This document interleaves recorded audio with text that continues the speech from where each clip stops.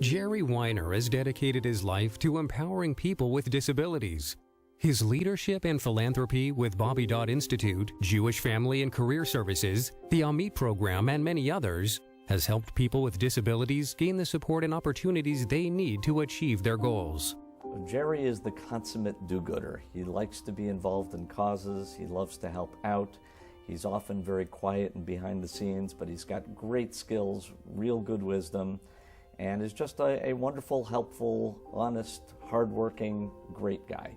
In Jewish, we have a word for this. We call it a mensch, and that means a decent, caring person, and that's who Jerry is. Jerry's been very involved in not only Bobby Dodd, but in the greater Jewish community in Atlanta, really about improving lives, whether it's been on the education front or for folks in their older stages of life.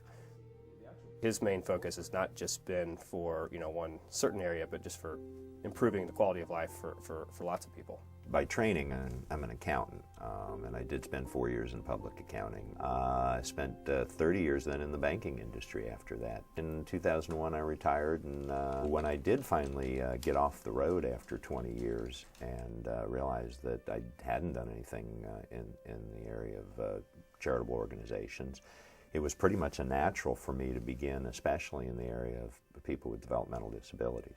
You know, whenever you go through the path of life, there are always experiences that just leave an eternal imprint on your soul. For Jerry, I think that was his brother.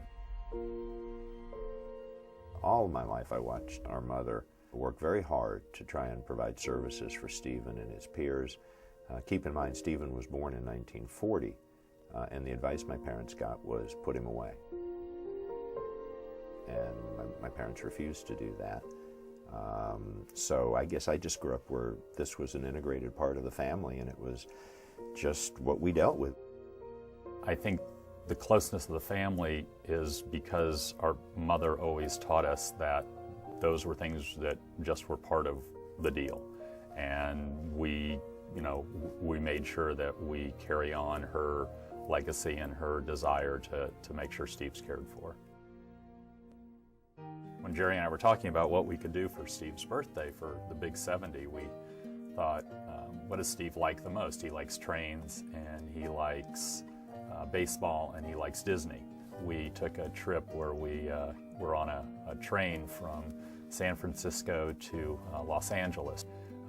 Did a baseball game in LA, went to Disney, and then got on the train a couple days later and came back up and then did a baseball game in San Francisco. And that was a really, really fun trip. I like to look like training windows. It's lots of fun. We do a lot of things. We play a lot of games. And every time we go to break, I try to catch a foul ball, but I never catch one.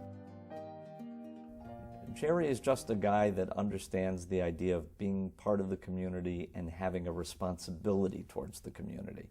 So, nobody has to do these things today, but some people, they do it just because it resonates somewhere in their soul, and with Jerry, that's what it does. When you step back and look at what we accomplish, and the fact that the people that we provide service to have a better life day after day, that, in the end, is ultimately what gives me some satisfaction, to know that we've helped people just do better than they would have if we hadn't been there. We appreciate the efforts of guys like Jerry, and it's a great asset to have someone like Jerry on our team who's really out there, really focused on giving their time and their effort. I think Jerry is unique and special in the sense that he gives his time and really rolls up his sleeves and has an opinion about where he wants to go with something and makes it happen.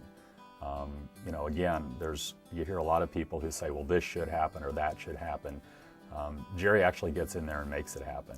And it's really impressive to see his dedication, his drive, and his passion for helping people who need help.